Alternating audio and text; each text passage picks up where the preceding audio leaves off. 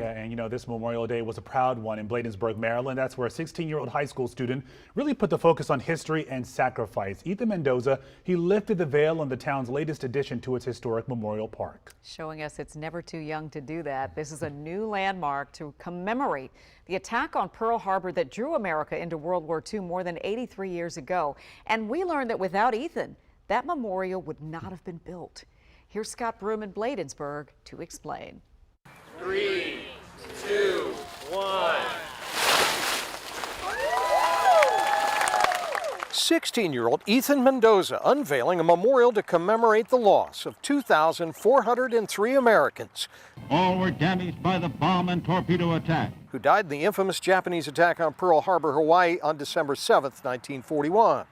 This is a very important place, deserving of the day. The anchor symbolizing the 7 American ships sunk that day. And the first thing you notice about 16-year-old Ethan is the scouting uniform.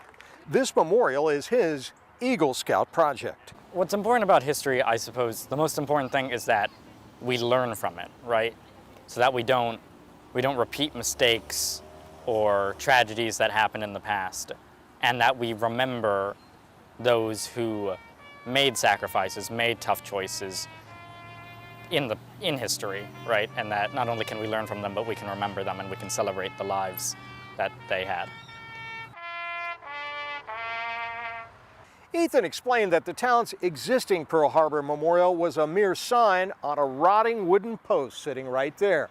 He felt a deadly day that drew America into World War II, which changed the trajectory of the country for generations, deserved better. In a speech to the crowd, he recalled visiting the USS Arizona Memorial in Hawaii as an 8-year-old kid, which stuck with him. It's a very somber and very spiritual experience. He did a great job. Veterans here were in awe of a teenager. Every day we live, we are part of our history. I did not walk out of this learning how to put an anchor in the ground. I actually had a very small part in that.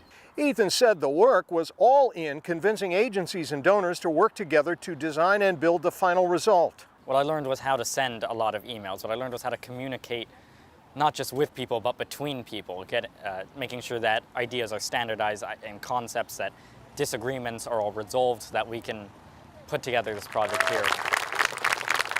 So here it is now, after all the fanfare, a memorial to 2,403 lives lost, a monument that Ethan says he hopes will last generations. In Bladensburg, Maryland, Scott Broom, WUSA 9. It is a beautiful tribute.